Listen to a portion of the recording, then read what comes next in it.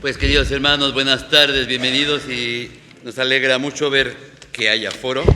Y hoy, dando continuidad a este ciclo de charlas, queremos presentar a Francisco José Sánchez Heras, nacido en Benauján. Ya no digo el año porque es muy jovencito, no tiene de qué preocuparse. Él dice que para presentarlo, con que diga uno que es bautizado basta, porque es muy sencillo, muy humilde, pero es necesario un poquito presentarlo. Ha estado vinculado al ámbito social de la Iglesia desde hace más de 25 años, desde el 2009, como responsable de liderazgo de la subdelegado primero y luego director de Cáritas Diocesana, desde el 2011, tarea que ha ejercido durante 13 años hasta el 2024. En el 2020, Francisco recogió la representación de Cáritas Diocesana de Málaga, el Premio Malagueño del Año, a la categoría de la sociedad que concede el Diario Sur, en un momento en que la labor social de la Iglesia era reconocida de modo especial por el contexto de la pandemia. Y al término de esta misión fue nombrado por los obispos del Sur en su asamblea en 2024 presidente de Cáritas Regional de Andalucía, entidad que venía ocupando desde el año 2020 como vicepresidente. En ella su labor, entre otras, es la de apoyar, coordinar y animar a caminar unidas las distintas Cáritas diocesanas, sobre todo en los programas y proyectos comunes, así como velar porque Cáritas Andalucía sea un lugar de encuentro, nexo de unión, diálogo y ayuda mutua a las Cáritas diocesanas. Y con un aplauso y con todo nuestro cariño, nosotros te recibimos. Bueno, buenas tardes. ¿Se oye, no? Me da mucho pudor cuando hacen esas presentaciones porque he dicho recorta y yo la madre dije que pusiera con bautizado era suficiente. Para mí una alegría encontrarme con tanta gente querida y amigos de aquí de Marbella, de San Pedro, del Rocío, de la Encarnación, de Cachapas, de muchos sitios, ¿no? De la Divina Pastora, el Calvario. Han sido muchos años aquí de trabajo y de acompañamiento a las Cáritas parroquiales y ahora en otro servicio. Había personas que hacía muchísimo tiempo que no veía y me alegra mucho de estar con vosotros. Además de eso, agradecido también la invitación para poder compartir lo que se me pidió en su día, que era hablar sobre el jubileo y la llamada del Papa a la cuestión de los pobres. Así que yo sin más, yo creo que sobre las 12 por ahí hemos terminado, más o menos. Es lo que traigo preparado, más o menos, ¿vale? Yo creo que sobre esa hora. Yo tengo ahí una presentación que no voy a hacer muchas referencias, salvo algunas cuestiones más importantes que creo que puede ayudarnos a vivir el jubileo que el Papa Francisco convocó en su día y que ahora va a terminar otro. Desde esta tarde, el jubileo, el tiempo de gracia que la Iglesia va a vivir, desde esta tarde puede ser otro. Lo mismo estando aquí sale la fumata blanca, ¿quién sabe? Todavía puede ser pronto. Sería un signo de que están muy de acuerdo, muy rápidamente se han puesto de acuerdo, ¿no? Y el Espíritu Santo ha bendecido los votos, ¿no? Así que esperemos que pronto pues tengamos también el sucesor de Pedro. La gente cree que es el sucesor del Papa Francisco, ¿no? El sucesor de Pedro. Y Papa Francisco es el sucesor de Pedro, ¿no? Pero buscamos al sucesor de Pedro, que no es poca cosa. Bueno, pues lo dicho, gracias por la invitación a participar en este espacio de encuentro, porque así se convocó esta jornada, que creo que van ya por la 4ª edición. Yo creo que estuve incluso en alguna, creo que vine a escuchar a Francesc Torralba, que vino al principio y que yo tenía mucha relación con él, y vine en el primer momento cuando él habló de la cultura del encuentro. Y en este caso, pues la invitación... Yo he estado mucho tiempo invitando a gente a que hablara en Cáritas y me ha dado mucho coraje cuando le he pedido un tema y han hablado de otro. Y le he tenido que decir, qué bien lo ha hecho, pero no ha hablado de lo que le he pedido, ¿no? Entonces a mí se me pedía hablar desde el punto de vista de los problemas sociales y de la cuestión de los pobres, qué dice el jubileo y a qué nos está invitando el jubileo a vivir en la Iglesia. Es un tema que a mí me apasiona, porque yo lo que me gusta es la doctrina social de la Iglesia, me apasiona, porque como yo siempre digo en muchos sitios, difícilmente alguien puede demostrar haber hecho más por la humanidad sufriente que la Iglesia. Sin duda que con muchos errores, 2000 años de historia, 2025, muchos errores, ¿no? Pero difícilmente, ¿no? Alguien puede demostrar haber hecho más por la humanidad sufriente que la Iglesia. Y en este caso, yo quiero compartir con vosotros, desde la modestia, el llamado que el Papa, inevitablemente, mientras preparaba esto durante estos días atrás, pues ha convulsionado todo. El 21 de abril, la muerte del Papa, que sabíamos que estaba enfermo y que iba a fallecer, pero nadie esperaba que tan de pronto, con un jubileo, con la canonización de Carlos Acuti, que se tuvo que suspender, y toda la ebullición que en la Iglesia se está viviendo actualmente, ¿no? Y eso, pues, sin duda vertebra mi exposición, que yo voy a ser breve, pero me gustaría centrar algunas cuestiones a los que la Iglesia nos está invitando hoy día a vivir desde el jubileo. El encargo que tengo es, sobre todo, hablar desde la esperanza que dice la bula del Papa, es la esperanza para millares de pobres de la tierra. No sé si os dio tiempo leer la bula del Papa sobre el jubileo, pero es un texto hermoso en el que nos recuerda la necesaria y imperiosa tarea que tiene hoy el cristiano de cultivar la esperanza. Yo sé que Paco ya habló, Paco Castro, el primer día del jubileo, ayer Juanma Ortiz hablaría de la familia y la esperanza. Yo hoy voy a hablar de la llamada que el Papa hace para que tengamos esperanza en los pobres y cuidemos a los pobres para que vivan la esperanza. No es cosa menor, porque si alguien tiene perdida la esperanza es quien vive con la dignidad rota. Me preguntaban antes, ¿ahora qué te dedicas, Fran? Digo, pues mira, desde que el obispo le pedí hacer un relevo en la dirección de Cáritas y él se negó durante muchos meses, hasta que ya le dije, don Jesús, creo que es bueno, un relevo, son muchos años, voy a hacer 14, 27 en Cáritas, etcétera. Y dice, ¿dónde te va a ubicar? Y ahora mismo yo sirvo como director de la Casa de Presos de Cáritas, la Casa de la Merced, ¿vale? De reclusos y reclusos. Y ahí el tema de la esperanza, por ejemplo, en personas que tienen condena, es un tema gordo. Claro, su vida es, tendré esperanza, saldré, no saldré, cómo no voy a salir. E incluso los apartamentos de mayores de Cáritas, que también son personas mayores solas, que nadie pregunta por ello y que, bueno, pues viven como muy desesperanzados, ¿no? Y el Papa, en el jubileo, hay una frase en la que llama la atención, dice, es necesario cultivar la esperanza para quienes viven situaciones difíciles. ¿Y quién no vive situación difícil hoy día? Todos vivimos situaciones difíciles. Y el jubileo es un espaldarazo para revitalizar nuestra esperanza. No quiero hacer lo que los jóvenes llaman hoy un spoiler, ¿no? Matar la trama de lo que voy a desmembrar. Pero hoy el riesgo grande en los cristianos es pensar que la esperanza es el marketing que se vende de optimismo por optimismo. Nuestra esperanza última es Jesucristo y es una vida plena.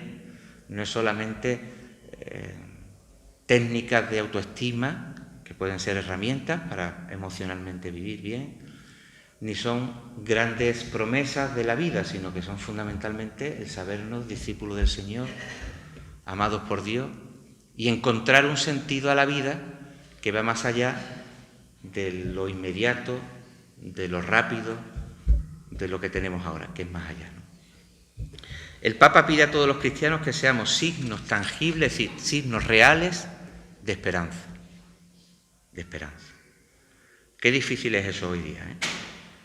Cuando nos invade muchas veces la desesperanza en tantas cosas. La frase que el Papa plantea es una frase muy fuerte. Yo la pongo ahí porque es dura, ¿no? Dice, imploro, es decir, pido de manera urgente esperanza para los millares de pobres que carecen con frecuencia de lo necesario para vivir. Pido de manera urgente esperanza. El Papa quiere que se cumplan gestos concretos de esperanza, que no quede como una gran idea, sino que en lo palpable sepamos aportar esperanza. Por ello ha solicitado a los gobiernos, incluso en la bula, que muestren su clemencia con medidas extraordinarias como la condonación de la deuda externa de los países pobres. Casi nada. Que ya se pidió en el jubileo de San Juan Pablo II del año 2000, que se perdone la deuda por el cambio del jubileo. Y vuelvo a decirlo. El problema del Papa Francisco, uno de sus grandes problemas fundamentalmente ha sido que ha hablado muy claro aparte de que hablaba castellano, te hablaba muy claro, y eso a todos nos ha llegado al corazón. Yo me voy a detener en 3 momentos bien diferenciados en esta exposición. Un primer momento, voy a hacer un recorrido breve de 3 cuestiones que, a mi parecer, creo que configuran lo que la esperanza significa en la vida de la Iglesia, de los cristianos, desde que el Papa llega en 2015-2013 al pontificado hasta el día de hoy, como lo ha recordado constantemente. En segundo lugar, quisiera focalizar cómo la llamada a vivir la esperanza pasa por descubrir la vivida desde las personas que sufren.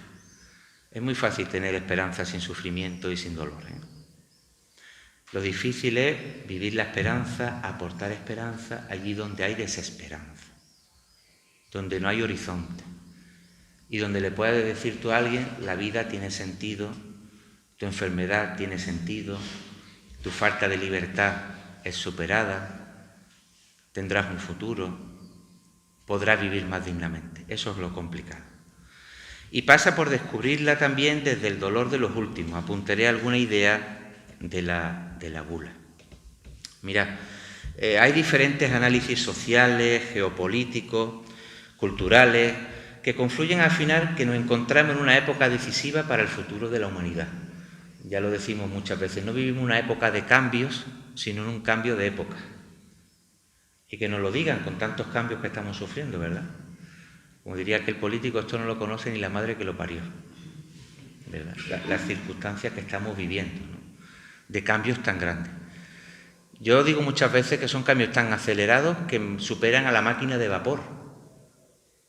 Nada más que con esto mismo, Con esto mismo, lo que está suponiendo de cambio y lo que nos está configurando como sociedad y como personas, de cambios tan radicales.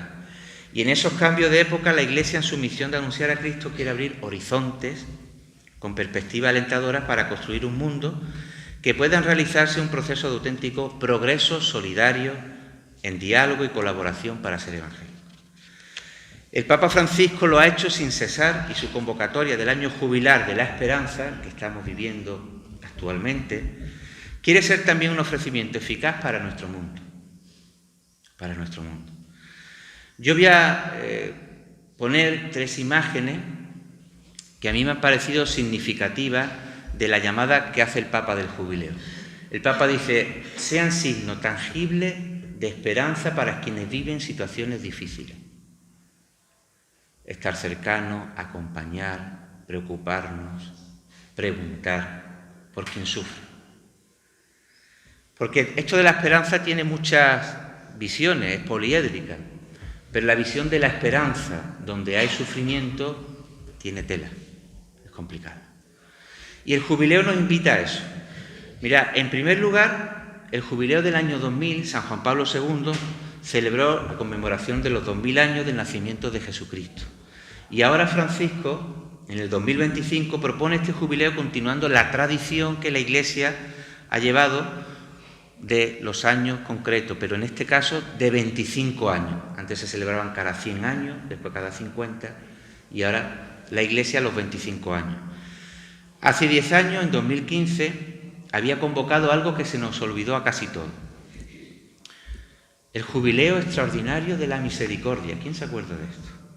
Pues entre el 2000, que era el jubileo de San Juan Pablo II, y el actual jubileo de la misericordia, tuvimos otro, que fue el jubileo de la misericordia. 2015. Extraordinario porque no coincidía con ninguna fecha significativa. Y lo dedicó a la misericordia como tema central del Evangelio y de su pontificado. Si por algo se va a reconocer a este Papa, ha sido por el Papa de la Misericordia en muchos lugares. ¿Cuántas veces ha dicho la Iglesia que caemos todos, ¿no? Y cercanos a quien sufre?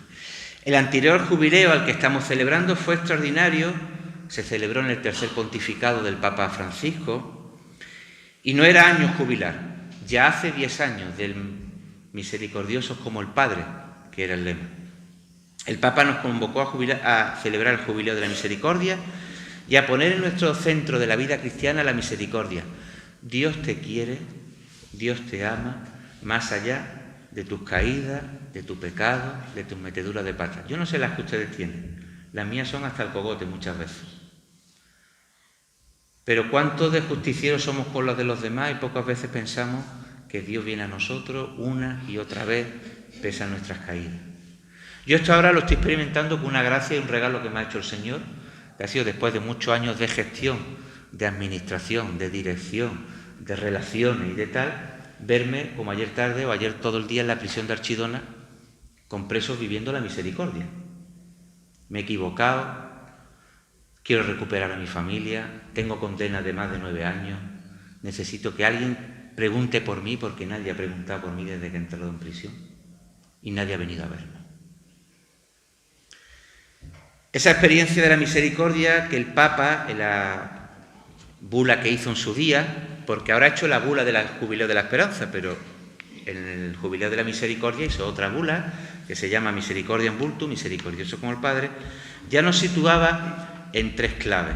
Las 3 claves eran, primero, la misericordia es la vía que une a Dios con el hombre. Dios nos quiere bien a nosotros, porque abre el corazón a la esperanza. Fíjate, ya venía ahí él rumiando el tema de que iba a hacer un Jubileo de la Esperanza, porque ha vuelto a hacerlo al final de su pontificado, de ser amados para siempre, no obstante el límite de nuestro pecado. Dios no se cansa nunca de querernos. Y eso nos lo recordó el Jubileo de la Misericordia. Pero el Jubileo de la Misericordia también nos recordó en esta ocasión que la puerta santa era la puerta de la misericordia, del perdón, a través de la cual cualquiera que entrara podría experimentar el amor de Dios que consuela, que perdona y ofrece esperanza. ¿Veis el hilo conductor que ya venía desde la otra celebración? Y sigue diciendo en el Jubileo extraordinario de la Misericordia: el perdón es una fuerza que resucita una vida nueva e infunde el valor para mirar el futuro con esperanza. Dicho de otro modo, tenía una obsesión con la esperanza. Y hasta que llegó el año 25, que celebra el Jubileo de la Esperanza, como razón última de los cristianos. Decía en este texto de la Misericordiam Vultus, dice: es mi vivo deseo que el pueblo cristiano, durante el Jubileo de la Misericordia, viva las obras espirituales de misericordia, dar de beber al hambriento, dar de comer al hambriento, dar de beber al sediento, etcétera, etcétera. Será un modo para despertar nuestra conciencia, decía él, muchas veces aletargada ante el drama de la pobreza. Clave fundamental. Yo le decía a Ernesto antes de empezar, hombre, que esta tarde esté esto lleno para hablar de la pobreza tiene ya su mérito, porque hoy, un miércoles por la tarde, con muchas celebraciones, muchas cosas que tenemos todos, para complicarnos y vivir cristianamente tiene mérito. Aparte que el entorno es precioso, que Marbella es especial, porque lo es especial. Y que estéis aquí para vivir más intensamente nuestra fe. Dice: un modo para despertar nuestra conciencia, muchas veces aletargada ante el drama de la pobreza, y para entrar todavía más en el corazón del Evangelio, donde los pobres son los privilegiados de la misericordia divina. Yo no me canso de repetir esto. El Señor tiene una misericordia con todos, pero ¿cómo no va a tener misericordia con quien más necesita de su amor? Es como la madre que no ha perdido el norte. Esto Gabriel Leal lo ha dicho cientos de veces explicando lo que era la caridad. Dice: ¿qué dedo de la mano no me corto que no me duela? Pues el Padre, Dios bueno, muestra misericordia por su hija, la humanidad, pero especialmente por quien más necesita de su amor. El padre que no ha perdido la cabeza quiere a todos sus hijos por igual, pero sabe volcarse con su hija que está ahora separada, con su hijo que está parado, con su hijo que tiene una deficiencia desde que nació. Al resto de hermanos nos da un coraje horroroso, porque si lo vemos muy claramente, tú tienes preferencia por... Es que el amor de una madre muestra especial predilección por quien necesita más de su amor, ¿no? Este sería un tema importante, pero no hay que pasar por encima que desde 2015 al 2025 del Jubileo de la Esperanza, el Papa Francisco convocó la Jornada Mundial de los Pobres, con otro lema impresionante: la esperanza de los pobres nunca se frustrará. Algunos se acordará de esto. Pero ¿saben lo que pasa? Que después de esto, que fue a finales de año 2019, vino la pandemia y casi que pasó desapercibido. El Jubileo de la Misericordia 2015 y en el 2019 la Jornada Mundial de los Pobres están hilvanadas por un mismo hilo, que es la esperanza que los cristianos queremos vivir, a la que Dios nos invita y donde la misericordia de Dios nunca falla. Y ahí, en este segundo lugar, el mensaje, a mi parecer, creo que el Papa pone el dedo en la llaga en un mensaje muy directo y muy duro, porque él dice que la esperanza de los pobres nunca será defraudada. Digámosle esto a cualquier pobre que viene a nuestras Cáritas. Pues yo no sé cuándo voy a salir adelante. Pues será ya en la vida eterna, ¿no? Y hace poco, pues, estábamos celebrando los misterios pascuales y decíamos Elí, Elí, lama sabachthani. Dios mío, ¿por qué me has abandonado? El mensaje de la Jornada Mundial de los Pobres es necesario sobre todo en una época como la nuestra, que es reavivar la esperanza y restaurar la confianza. Es un programa que la comunidad cristiana no puede subestimar. Es necesario sobre todo en nuestra época, en una época como la nuestra, reavivar la esperanza y la confianza de que Dios tiene la última palabra, que nuestra esperanza no se fundamenta en grandes eslóganes, sino en la definitiva palabra que Dios tiene con nosotros. Y de esto depende que sea creíble nuestro anuncio y el testimonio del cristiano. Un cristiano desesperanzado no es que solo sea un mal cristiano, sino que es que no puede ser cristiano.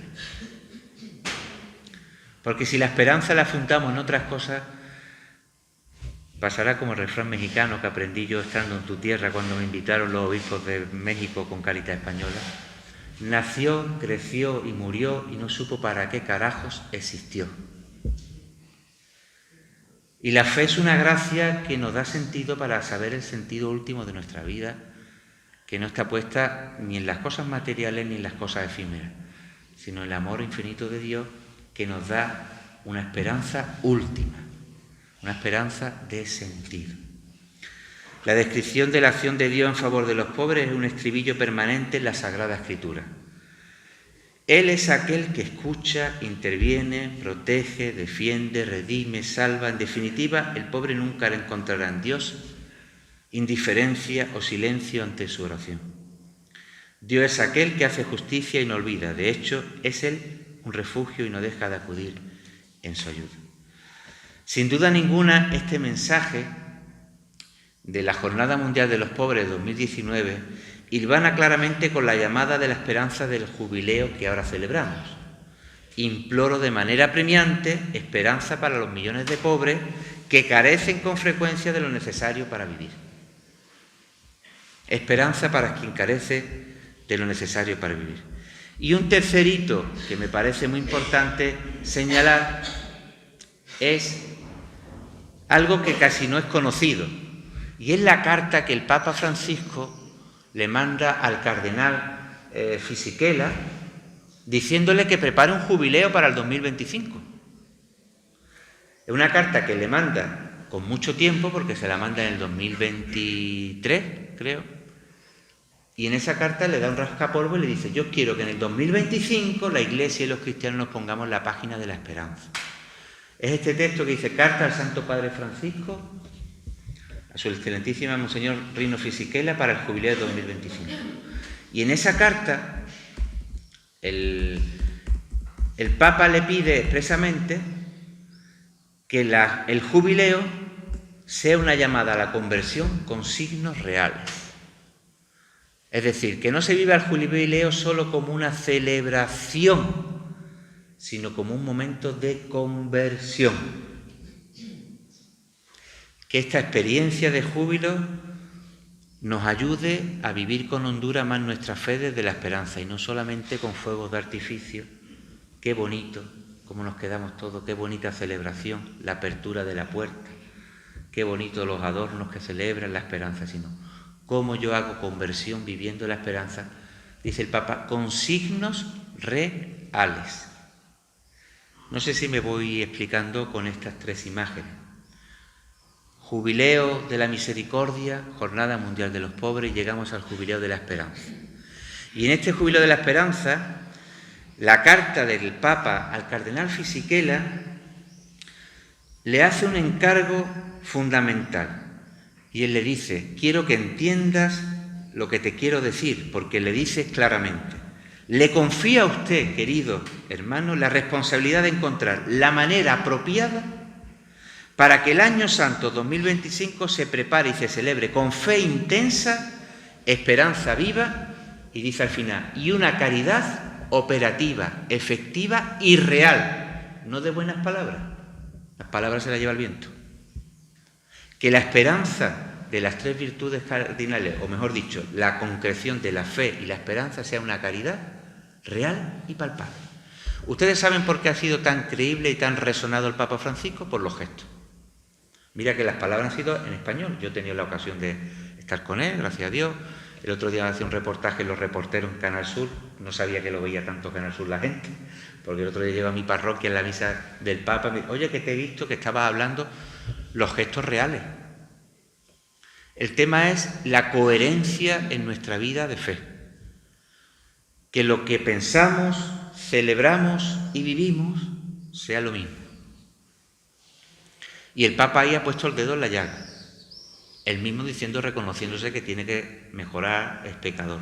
Y entonces dice, una caridad operante. Segundo, le dice a Fisichella, el próximo jubileo tiene que ayudar mucho a restablecer un clima de esperanza y confianza, como signo de un renacimiento en todo lo que es necesario en nuestro mundo.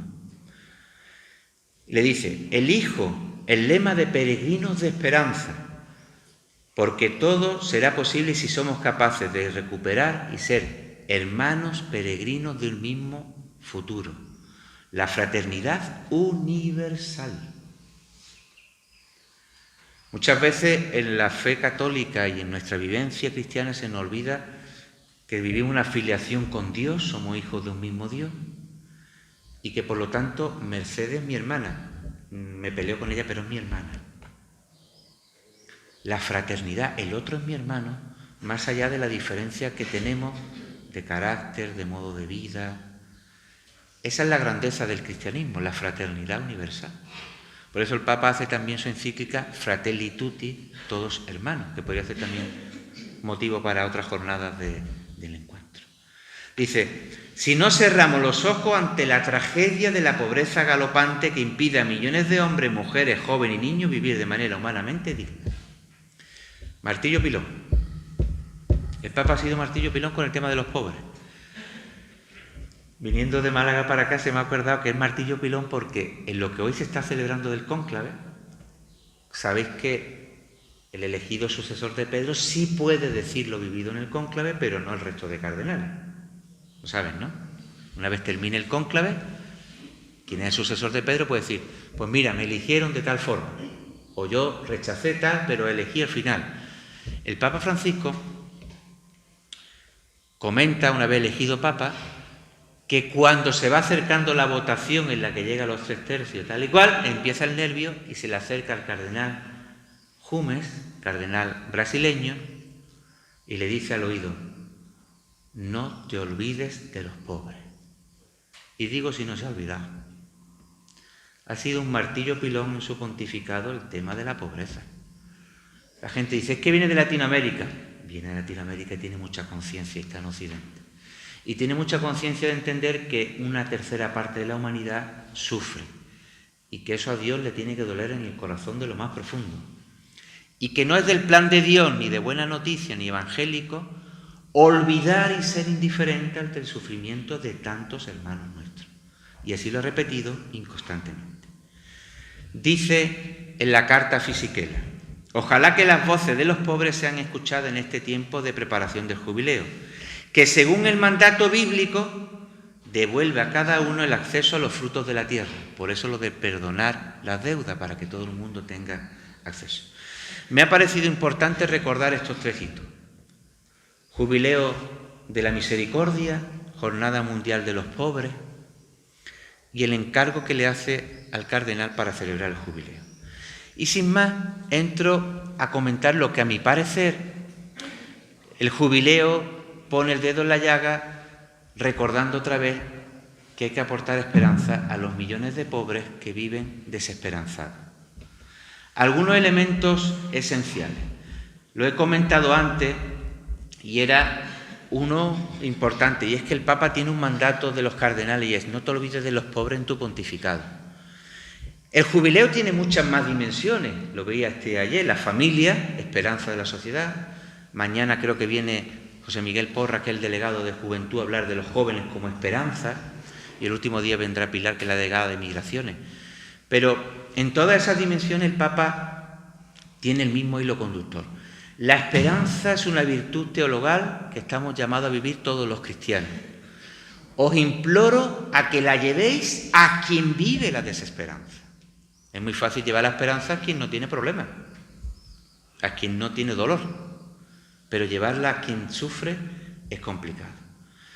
La pregunta es: ¿por qué otra vez el Papa insiste en los pobres, en el jubileo de la esperanza? Porque podía haber hecho grandes cartas sobre la esperanza, qué bonita es. Color Esperanza, la canción que hace su paisano de Argentina, Diego Torres, Color Esperanza. Y yo me atrevo a decir algunos motivos. El primero es este, que a mí me encanta repetirlo porque el Papa... Yo tengo predilección por Benedicto XVI, lo tengo que reconocer, tengo debilidad. Ahora se cumplen 20 años de su encíclica Deus Caritas Est, que para Caritas fue la bomba, 20 años. Pero el hilo conductor de la continuidad en todos los papados ha sido lo que la doctrina social de la Iglesia nos recuerda, y es la dignidad sagrada de las personas como hijos de Dios. Ese es el corazón de la doctrina social de la Iglesia. Y el Papa en el jubileo de la esperanza lo recuerda porque dice que la esperanza cristiana tiene una doble tensión, que es vivir la esperanza última de la vida eterna, lo que yo llamo el palo vertical del crucifijo, que tenemos que mirar todo, y vivir el palo horizontal, que es el aquí y el ahora, cómo yo vivo mi esperanza de la vida eterna, cómo yo hago presente el amor de Dios, el palo horizontal a derecha y a izquierda. No sé si me explica. Una doble visión de la esperanza es la primera: el cristiano no puede vivir su espiritualidad solamente encarnado en lo presente, necesita de la trascendencia, de la vida futura, del amor de Dios, lo que yo llamo del sagrario, pero necesita vivir esa esperanza encarnada en la historia de ahora. ¿Qué lo dice el Evangelio? ¿Estáis mirando al cielo? Señor, Señor, aquí 300 campañas, esto es la gloria bendita. Y dice el Señor: bajaban los pastores por el monte de Belén. Me habéis entendido, ¿no? Porque más de uno se ha sonreído. ¿Acordáis? El Tabor, ¿no? Sí. La vida cristiana transcurre muchas veces entre el Tabor y el Gólgota. Y la llamada a la esperanza cristiana es ese equilibrio entre saber que Dios nos tiene preparado el banquete final del reinado de Dios, pero que ese reinado de Dios lo tenemos que construir aquí en el presente, en la historia. Porque nuestra fe, a diferencia de otras religiones, no es una fe para evadirse de la vivencia plena de la hora, sino para vivir plenamente nuestra existencia en el mundo. No sé si me voy explicando el tema. Es una esperanza que tiene que enraizarse en el ahora. A mí la frase que me gusta decir es: ni un Dios sin reino. Alfonso Fernández Casamayor, que en gloria esté, me lo repitió muchas veces, me emociono cuando lo dice, decía: ni un Dios sin reino, ni un reino sin Dios. Un Dios sin reino es unos cristianos que viven la esperanza solamente en el más allá, pero sin trabajarla en el aquí. Un Dios sin reino, Dios quiere reinar en este mundo. O viceversa. Un reino sin Dios. Señor, Señor, yo estoy trabajando mucho por la justicia, pero no sé dónde está el Santísimo. No sé si me explico. Se me entiende, ¿no? Como veo que no cogéis el móvil, creo que se está entendiendo. Eso es importante. Hoy día ese es el signo de comprensión y de escucha, no coger el móvil. Tanto es así que el pasaje del juicio final de Mateo 25 nos lo recuerda. Vivir la esperanza hay que vivirla hoy en día. Venid vosotros, benditos de mi Padre, heredad del reino preparado para vosotros desde la creación del mundo. La conocéis, ¿verdad? Porque tuve hambre y me disteis de comer, tuve sed y me disteis, fui forastero y me hospedasteis, estuve desnudo y me vestisteis, enfermo y me visitasteis, y me llevasteis esperanza. ¿Cómo está? ¿Qué necesita? Se puede. Estuve en la cárcel y vinisteis a verme, desnudo y me vestisteis, etcétera, etcétera. Entonces los justos le contestarán: Señor, cuando te vimos con hambre, sin alimento, dice, cuando lo hiciste con uno de estos más pequeños. Mis hermanos, Dios se hace uno de nosotros. Dios comparte nuestra vida. Nosotros queremos un Dios que se ha encarnado. No solamente lo tenemos en la divinidad, lo tenemos a nuestro lado, lo tenemos con nosotros. Eso es un matiz de la espiritualidad cristiana, la encarnación de Dios que celebramos en diciembre, que Dios se ha hecho hombre con nosotros. Y por lo tanto, un motivo para entender que la esperanza hay que vivirla desde la hora y no solamente desde la vida eterna, es pensar que Dios está con nosotros y que Dios se refleja en el hermano, Dios está a nuestra vera, Dios nos quiere. No sé si me voy a explicar. Ese es un motivo esencial. Y esto es específico de los cristianos. En la cruz vemos la verticalidad, la trascendencia, y en lo horizontal, la historia de salvación en el aquí y el ahora. Desde esta perspectiva histórica, tratar de desentrañar el mensaje cristiano es un mensaje que viene en la encarnación. La esperanza cristiana no la tenemos que juzgar solo en el más allá, sino también en el más acá. En el más acá. Y por eso el Papa dice que vivamos la esperanza operante.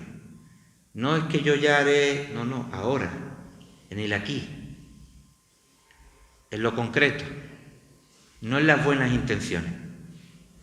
Dice San Mateo: Jesús le respondió: id y anunciad a Juan lo que estáis viendo. Los ciegos ven, los sordos oyen, los cojos andan.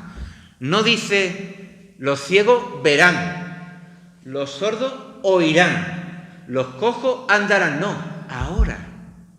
Hagámoslo presente ahora. Bienaventurado el que no se escandalice de mí.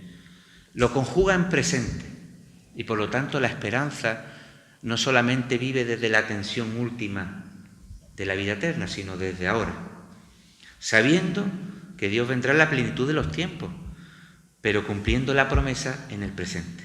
El Papa ha señalado en esta esperanza que los pobres no son ideas, los pobres son hermanos concretos, y que es posible la esperanza con ellos porque son los preferidos de Dios, para los que con Él se identifican, los que son los preferidos de Él de la buena noticia. Dicho de otro modo, Dios viene a anunciar una buena noticia a todos los que estamos aquí, pero particularmente viene a dar la buena noticia, ¿saben ustedes a quién? A quien solo recibe malas noticias. Estás enfermo, nadie te quiere, no vas a salir adelante, no te voy a dar trabajo. Buenas noticias a quien solo recibe malas noticias. En tiempos donde parece que la esperanza se pierde y se vive en el inmediatismo, con más señales de pesimismo y de decepción que de esperanza en el futuro, la propuesta de este jubileo es la de ser testigos de esperanza. De ahí viene el lema. Testigos de esperanza para construir el reino de Dios. No esperar a que venga, a construirlo también, a trabajarlo desde aquí, para dar testimonio, como dice la carta de Pablo a los Romanos, de que la esperanza cristiana no defrauda, porque se cree en el Dios vivo revelado en Jesucristo, que lejos de irse de la historia, está aquí acompañando nuestro caminar, llenándonos de su gracia, para no decaer en la construcción de un mundo más justo y en paz. Algunas veces yo he dicho esto, es que tenemos un Dios que es un chollo. ¿Qué es un chollo? No tenemos un Dios lejano, sino un Dios cercano, un Dios que se ha hecho uno con nosotros y además un Dios que es divino, pero además en su divinidad se ha hecho uno de nosotros con su pobreza. Segundo, impartir esperanza en un mundo que está roto. No podemos olvidar que la realidad de exclusión que vivimos hoy es muy grande. El gran problema de nuestro mundo es que nos hemos acostumbrado. Venía escuchando ya ahora a Eva Fernández, la locutora de la COPE, embajadora corresponsal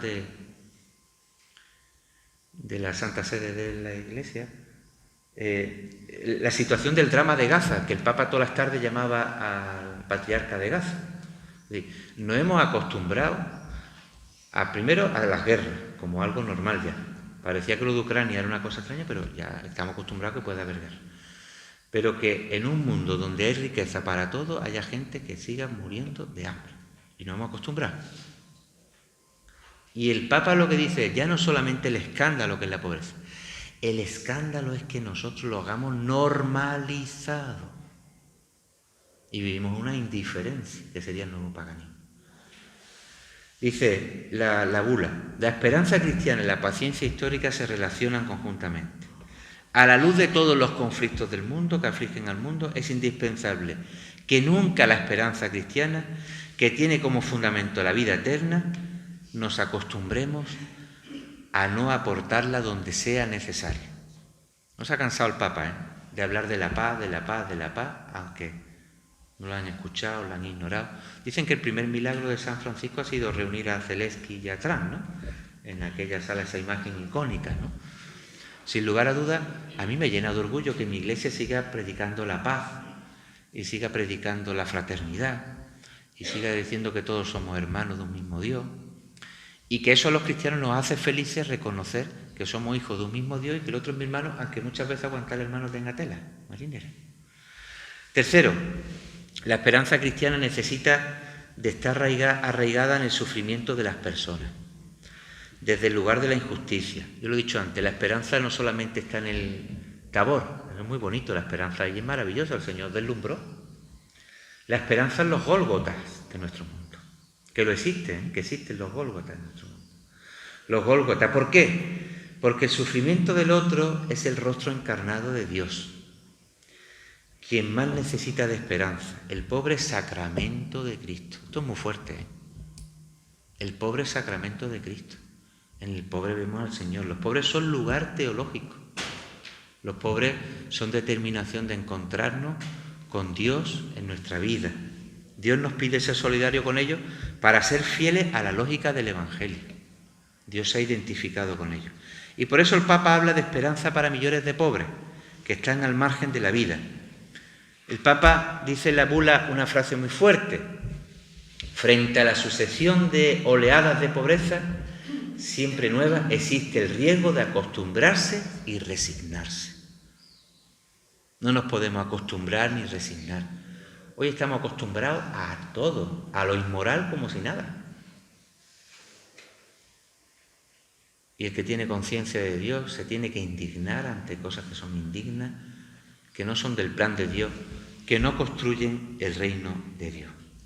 La esperanza enraizada en entender que el sufrimiento del otro no es el rostro, es el rostro encarnado de Dios en Jesucristo y necesita esperanza y es mi hermano, y es mi hermano. El Papa nos ha cansado de decir, fratelli tutti, todos somos hermanos. Es que el otro, todos somos hermanos, hijos de un mismo Dios. Y la humanidad única no puede vivir al margen dejando los desechos. Uno de los escándalos más grandes de nuestro mundo hoy día es el que empezó a decir Benedicto XVI con San Juan Pablo II y que el Papa Francisco lo ha dicho a boca llena. No vivimos ya solo en una cultura de muerte, que vivimos, sino una cultura que se descarta la vida de las personas. Hay personas que están descartadas de nuestra vida. Ya no es que están dentro de la sociedad afuera, es que están a los márgenes de la sociedad. Son escoria y basura. Son personas al margen. Desde los ancianos solo abandonados, hasta los presos, hasta las personas sin hogar, que nos molestan a todos mucho porque nos cuestionan lo de la vivienda, y que hay modos y formas que la caridad política construye una sociedad fraterna. Cuando hay voluntad política se arreglan muchas cosas, muchas cosas. Cuando hay voluntad política se arreglan. Y además rápido y veloz. Y otro elemento que yo creo importante es que el Papa pone también la llamada a recordar que la esperanza está enraizada desde una fe que los cristianos tenemos que reconocer que es totalizante. ¿Qué es totalizante? Pues que la fe cristiana no es un traje que uno se pone el domingo para ir a misa. Y después cuando termina la misa a las 2:30 de la tarde se quita uno el traje y ya vuelve a ser pagano. El que se ha encontrado con el Señor le transforma su vida entera. Y la vida entera no es solamente para el domingo, sino que es el lunes, el martes, el miércoles, el jueves, el viernes, el sábado, el domingo. No sé si me estoy explicando. Benedicto XVI lo dijo muy bonito. La fe no es una gran idea ni una ética, sino el encuentro con una persona que da un nuevo sentido a nuestras vidas. Y da un nuevo sentido no para un ratito, sino que nos transforma profundamente. La fe abarca el corazón, la cabeza, las manos, el entendimiento, toda la persona. ¿Por qué no somos creíbles muchas veces los cristianos? ¿Por qué no transmitimos muchas veces la fe? Porque no somos creíbles con lo que pensamos, con lo que decimos y con lo que hacemos muchas veces. La credibilidad y la coherencia de los cristianos es evangelizadora. La Madre Teresa de Calcuta siempre decía una cosa muy escandalosa, lavándole las llagas a unos leprosos en Calcuta. Uno de la BBC, verídico, le puso una alcachofa como esta y le dice: madre, díganos usted por qué hace esto, porque esto da asco. Yo no lo haría ni por todo el oro del mundo. Y dice ella: ni yo tampoco, hijo, ni yo tampoco. Porque nuestro sentido último es mayor. Porque la fe es totalizante. Nos configura todo. Encontrarse con Cristo es inseparable de encontrarse con la comunidad, con la iglesia, con el hermano, con la realidad. La fe católica no es yo mimé conmigo mismo, cuánto me quiero yo a mí mismo y cuánto voy a dar a los demás. La fe cristiana tiene sentido desde la entrega y el servicio. Es el secreto de la vida cristiana. Que detrás, como decía, detrás del coche de la funeraria no va ningún camión de la mudanza. Y es que dentro de la mortaja ni el pendrive que he traído yo, este chiquitito, porque lo que va a quedar va a ser aquello que entreguemos, que da sentido a nuestra vida. Y lo da sentido de la fe. Y la fe, decía yo, que es totalizante porque el Evangelio afecta al hombre entero. Y el Papa en el Jubileo lo dice: la esperanza es algo que nos traspasa a cada uno porque es la esperanza última en Dios. Lo interpela en toda su estructura personal, económica, sociales. La dimensión social de la fe, estamos llamados a vivir la fe en sociedad, forma parte de la comprensión cristiana de la vida, es una misma unidad. La fe es totalizante, nos configura todo y por lo tanto se tiene que configurar en nuestro día a día. Uno no vive la esperanza y la fe solamente en un momento concreto, sino que se tiene que notar en todo, lo debe de irradiar en todo. Verdad que no siempre estamos igual, pero la fe que he encontrado con Dios lleva a todo. Y un último punto es este, lo hemos celebrado hace poco. Elí, Elí, lama sabachthani. Dios mío, ¿por qué me has abandonado? Esperanza, en esta última esperanza, Salmo 22. Dios mío, ¿por qué me has abandonado? ¿Cómo voy a tener yo esperanza si siento que me has abandonado? La esperanza cristiana se concreta en el sufrimiento. Ahí es donde tenemos esperanza. De quien clama: Dios mío, ¿por qué me has abandonado? Y asumiendo la cruz y la esperanza. Es en esas realidades donde la esperanza cristiana reclama nuestra confianza en Dios. Nuestro mundo nos vende una esperanza envuelta en papel de celofán. Y nuestra esperanza última es mayor que la envuelta en papel de celofán. No es una mera actitud psicológica de optimismo. La esperanza no es solo optimismo. Ni mucho menos una utopía de las ideologías que hoy nos quieren manejar en la política, sino desde la fe y confianza en el Dios de Jesús que camina a nuestro lado y sufre con quien sufre, padece con quien padece, con los que la sociedad ha descartado, los sobrantes de nuestra sociedad. Esta esperanza es la que muchas veces el Papa ha insistido en reconocer que no es digno que una humanidad viva maravillosamente bien y otra humanidad no sale de su tierra por gusto. Es escandaloso que en nuestras comunidades cristianas todavía no hayamos entendido que el primer derecho es a no tener que emigrar, porque tengo todo lo digno para vivir dignamente. Que nadie se monta en una patera y bebe el orín del compañero porque está aburrido. Que fui extranjero y me acogisteis, y que la hospitalidad es un medio de vivir la cristiandad y ser cristiano. Entremos ya en detalles de modelos de integración, de todo lo que queramos hablar. El mundo es de todos y las migraciones es un signo claro de la fraternidad humana que ha existido en la historia de la humanidad. Ahora de mayor crudeza, porque yo estoy viendo por aquí que aquí yo no tengo y allí se tiene. ¿Cómo no me voy a embarcar con lo que tengo? El Papa ha tenido mucha conciencia con esto. Termino recordando la esperanza que el Papa dice para los que no la tienen. Esperanza para los enfermos.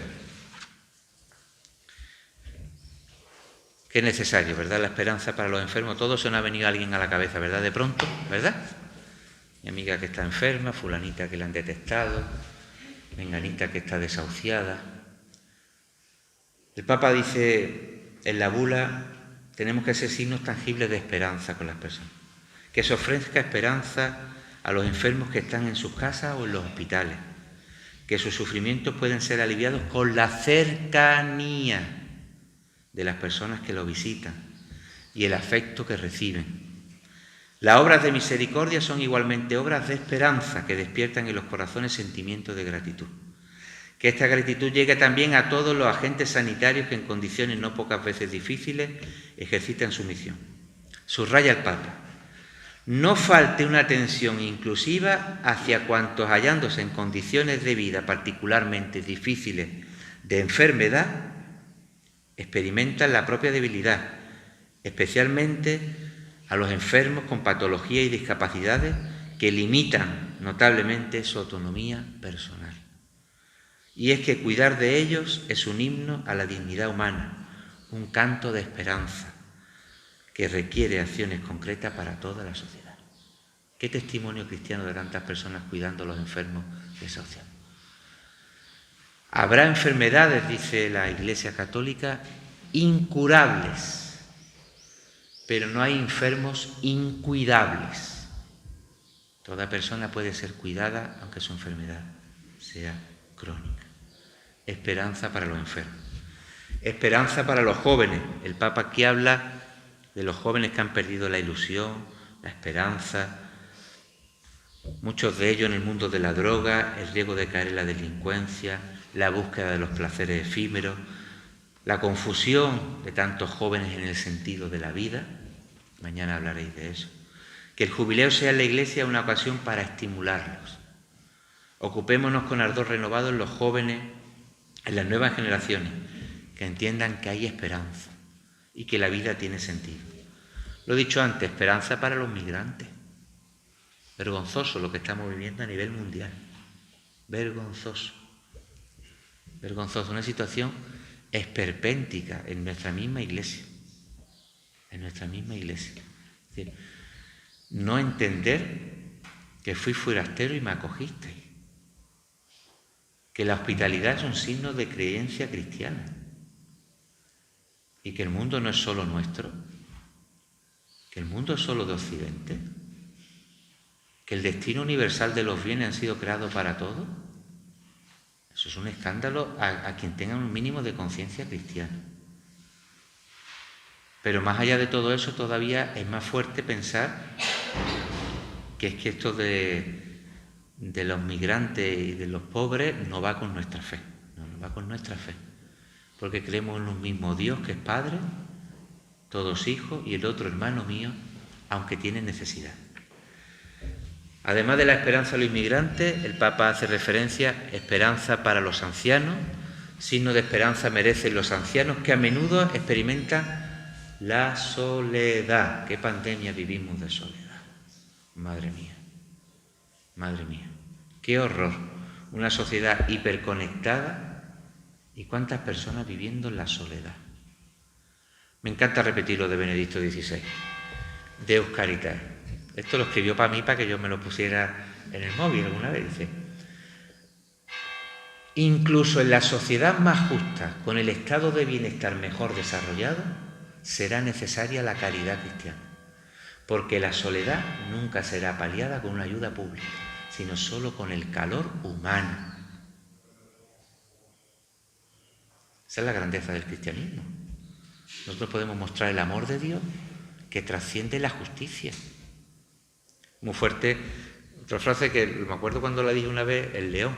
Me acuerdo cuando le dije el león. Me llamaron a hablar león de otro día y dije, la justicia es el mínimo de la caridad, porque la caridad trasciende la justicia. Trasciende la justicia. Como la madre que quiere a sus hijos más allá de que el niño dé un desastre. La caridad trasciende la justicia. Dice el Papa, valorar el tesoro que son los ancianos. Tener en cuenta la soledad y el abandono que viven muchos ancianos. Vergüenza, la Semana Santa estaban llenos los hoteles para perros, con listas de espera. Los hoteles para perros.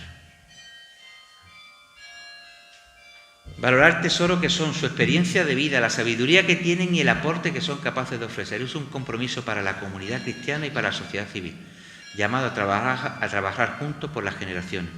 Dirijo un recuerdo particular a los abuelos y abuelas que representan la transmisión de la fe. Yo no sé los vuestros, mis niños, yo tengo tres varones, 3 fieras, y yo no sé los padres si vamos a ser capaces de transmitirle la fe, pero sí sabemos que los abuelos son los que van a transmitírsela mejor que los padres. Mejor que los padres. Pues las nuevas generaciones vivimos la fe ya de otra manera. La sabiduría de la vida a las generaciones jóvenes. Añade el Papa, que sean sostenidas por la gratitud de los hijos y el amor de los nietos que encuentran en ellos arraigo, comprensión y aliento.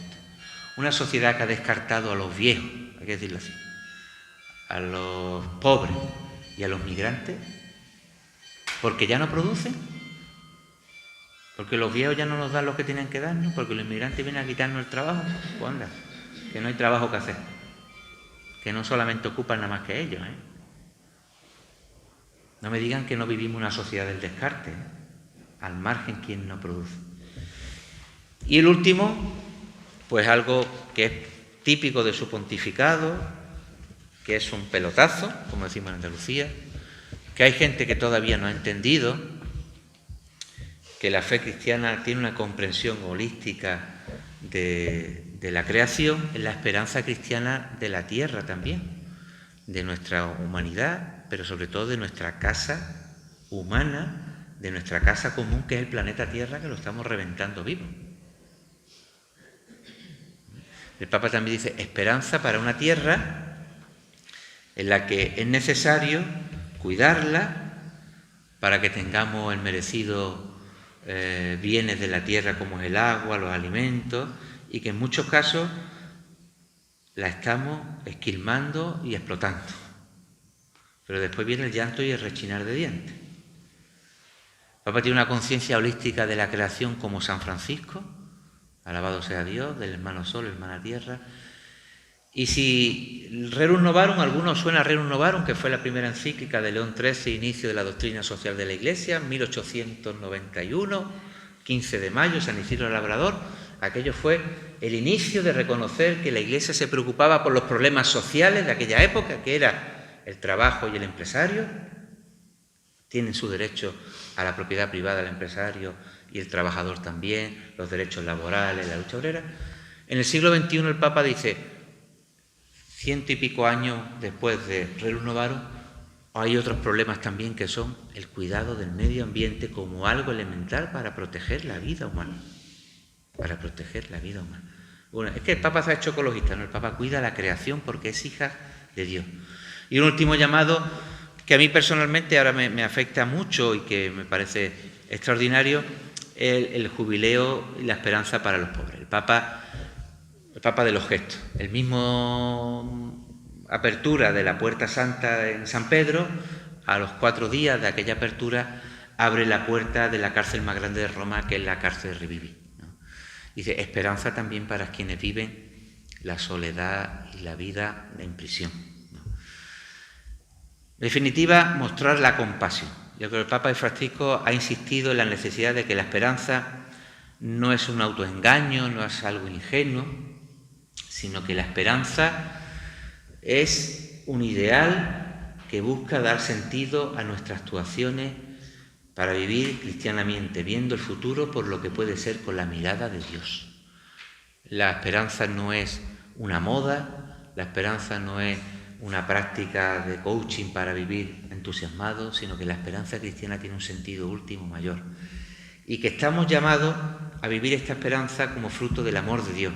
El Señor se hizo carne con nosotros y nuestro propósito es mirar el futuro con compasión y mostrar esperanza, sobre todo a quienes viven desesperanzados, como dice el jubileo. Que el testimonio creyente pueda ser en el mundo levadura de genuina esperanza, anuncio del cielo nuevo y tierra nueva donde habite la justicia y la concordia entre los pueblos, orientados hacia el cumplimiento de la promesa del Señor. Pues yo hasta aquí llego, mucho ánimo, la esperanza nos espera, y como veis, pues el Papa ha insistido mucho desde su pontificado a invitarnos a vivir la esperanza cristiana, que va mucho más allá de un puro sentimiento que nos entusiasma, sino saber que el Señor camina con nosotros, tiene la última palabra, lo esperamos y también nos invita a vivir la esperanza aquí y en el ahora. Pues muchas gracias.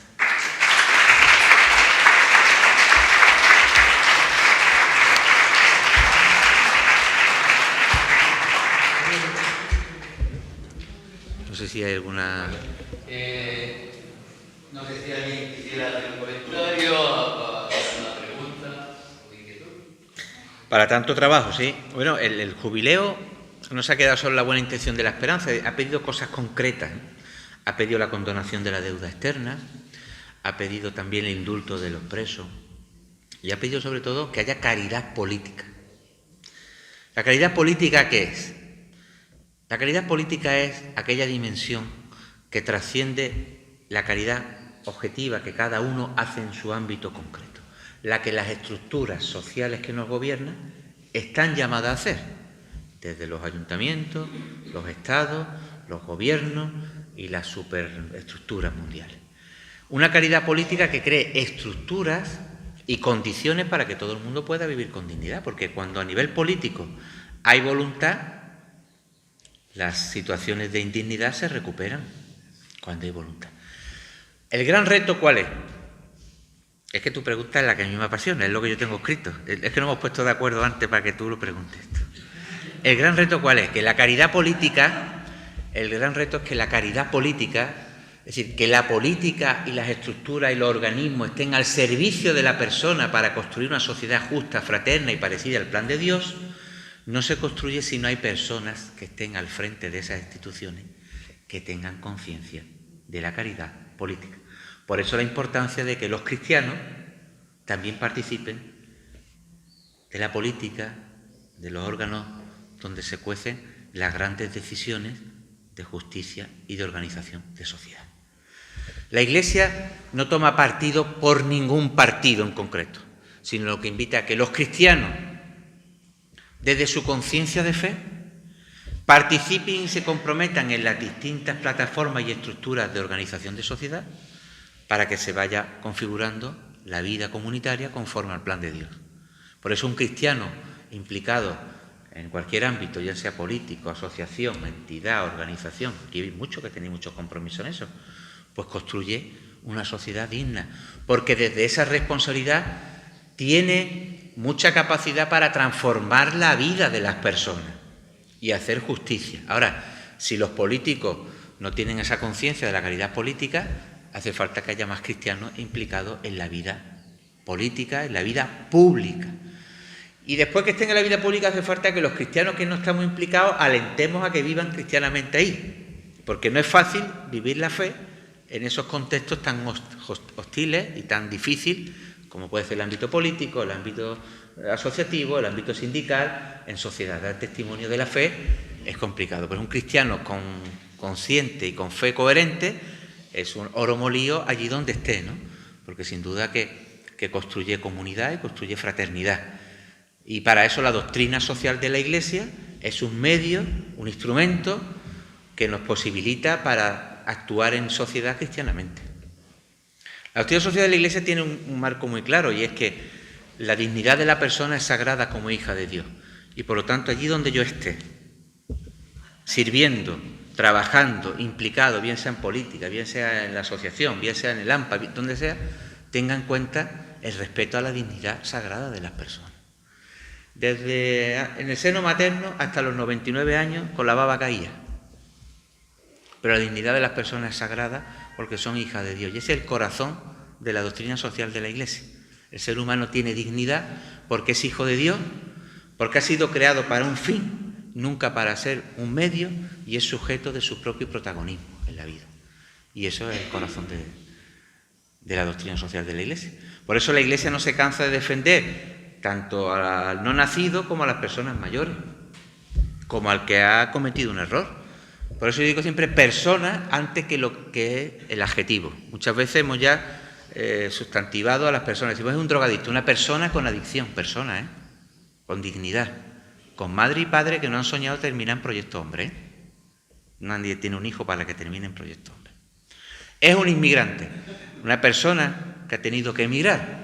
Nadie para un hijo para que se monte una patera y arriesgue su vida. Quiere que tenga una vida digna. Persona sin techo, una persona sin hogar, pero es persona, Persona antes que lo que vayamos a decir. Porque tiene dignidad sagrada, es el corazón de la vida cristiana. Es la gran enseñanza de la Iglesia a lo largo de los siglos como madre y maestra.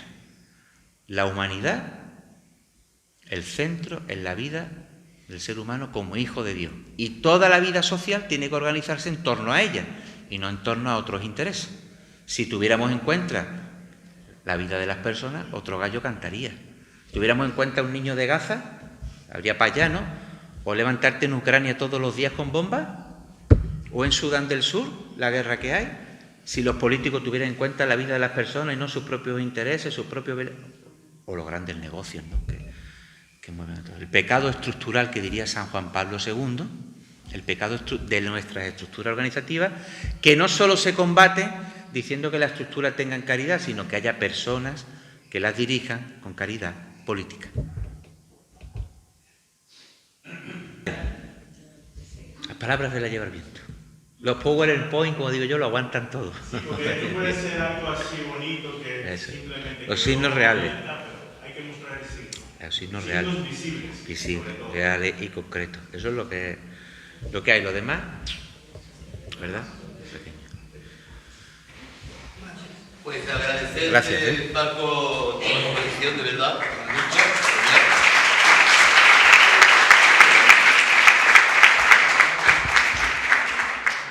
Muchas gracias a vosotros.